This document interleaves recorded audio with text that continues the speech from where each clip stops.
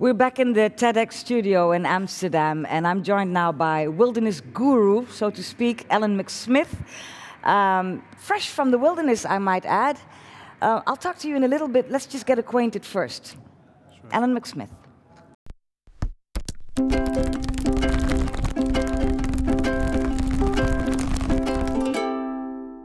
As a young boy, Alan McSmith already knew what he wanted to do. I want to put on a backpack, camp in the bush, and track animals. And that's exactly what he did for 25 years. He became a wilderness guide in Africa, and those experiences shaped his life. Figure out how we're going to survive here. The wilderness for Alan is not a place. It's an attitude, a behavior. The wilderness brought balance to his life.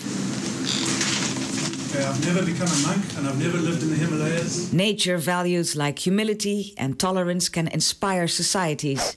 Alan quite often leaves his campfire in the African bush to share his wilderness stories.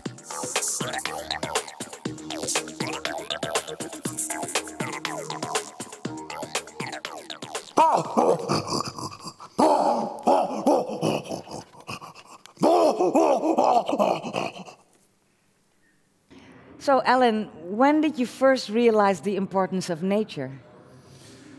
I discovered it at a very early age. I grew up in the bush. My earliest memory is the smell of a campfire. In South Africa? In South Africa, yes. Yeah. I'm born, bred and brewed in South Africa. And when I left school, I soon knew it was an easy decision of what to do with my life. So I left school and I started working in the bush as a guide. What made you take that decision, or make that decision? I loved being outdoors. I loved being with the animals. I loved being fresh water, fresh air. But there was something more. There was a deeper meaning which I felt was calling me. As a youngster? As a youngster, yes. Really? Yes. So how did that manifest itself? As soon as I left school, I got the heck out of the city. So what was your most intense experience in the wilderness? Could you recall that? Which wilderness? My wilderness or here in Amsterdam? Your wilderness. We'll talk about Amsterdam in a bit, which is a different wilderness, isn't it? Yes. It is, yeah. But the one that you're accustomed to? I think being close to animals. I spoke about elephants in my talk, and elephants are big. They are intelligent. They're extremely intelligent. They're very powerful. They can be dangerous, but there's a gentle side to them. Very social animals. Very social, yes. Incredibly intelligent. What is it we can learn as humans from elephants? If you spend time with elephants, you understand that we're very similar. We're very similar, and if you look at how elephants interact with one another, how tender they are with their calves, how they help each other out in times of drought. They even have morning rituals. They do, don't they? When one dies. They do. Yes. They weep tears. And I think we can come back to ourselves when we spend time with animals like that. Yes. Do you actually communicate with them, or do you observe them? I don't communicate with elephants. I observe them intensely. Yeah. So how does that look? Do you camp out? Yes, what we do, our work takes us out into the bush a lot. We do walking, a lot of walking, a lot of canoeing. It's all non-motorized, so an experience on trail is getting back to the basics, stepping out of your comfort zone, sleeping on the ground, possibly being a little bit uncomfortable, and tracking animals out there on foot, getting to know them, getting to know the environment, and getting to know yourself. Do they know you after some time? I don't see elephants often enough to say yes, but it's definitely possible. Yeah, elephants will remember people. Yes. Because they do. They seem to have a very good memory, don't they?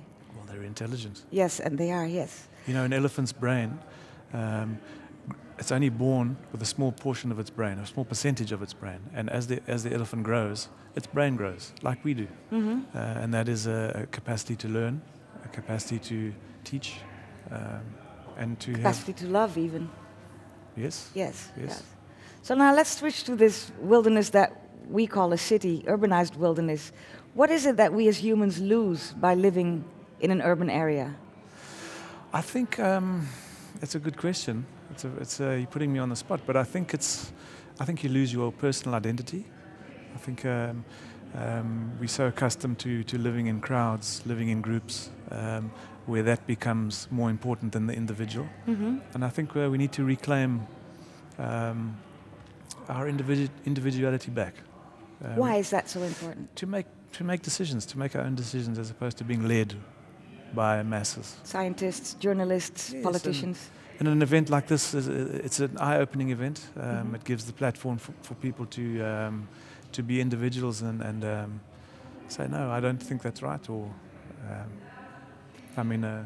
I've travelled from Africa and made animal sounds on the stage in front of 600 people. I mean, who would have known? And you get applauded. Who would have known? I know. Isn't it strange that it takes an event like TEDx to somehow even talk to somebody like you or listen to somebody like you, while the only thing you're advocating is to just return back to the natural life? Yes.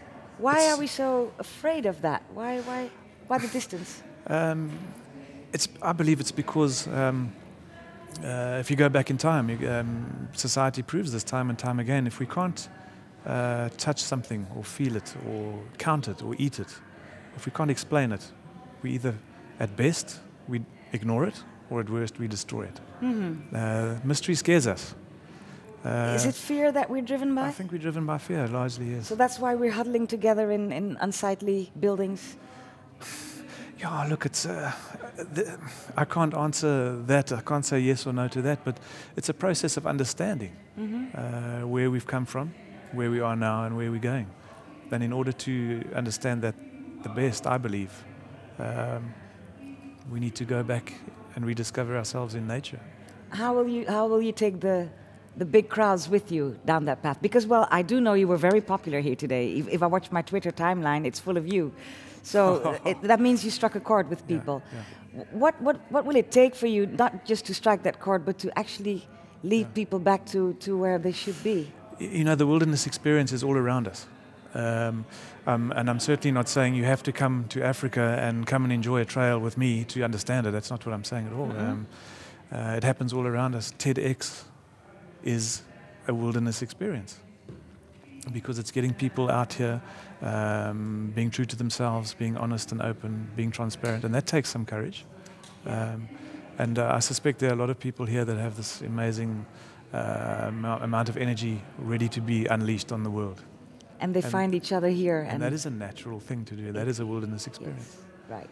So being able to share that, I call it backbone, trying to be, daring to be different from the norm. Yes. Being able to share that with a group of people like today, that's what's going to help us out. I believe so. And it's about finding the middle road. I mean, we can't all drop out and become monks in the Himalayas and we on one side of the scale, and we can't all become multi-million euro boardroom CEOs on one. Those are two ends of the scale, but somewhere in the middle, each one of us has a place. And we should just claim that place. And we need to be guided by possibly a simple set of standards, which is, for me, is nature. Yes. Well, thank you very much. Time flies when you're having fun. Just one last question. You gave everybody in the audience something. What was that? A stone. A stone. Yeah. Why? To remind people of this day, a simplistic reminder of a moment of inspiration. Tangible. Yeah, something tangible that you can keep in your pocket, on your desk, and if you touch it, you can say, "Well, I can bring myself back to a point in time, whether playing with my kid, swimming in the sea, or just feel connected to. And I do have one that I'd like to give to you. Really? Yes, I brought an because extra I collect stones, and you never knew. So this will be really nice. That's one for you. Thank you so very much. You're welcome. And thank you for talking to us today. You're welcome. Good luck with your endeavors and thank you very stay much. on the right track. Okay. Ellen McSmith, thank you. I got me a stone. Got me a stone. Thank you very much. Cool. Thank you. Bless you.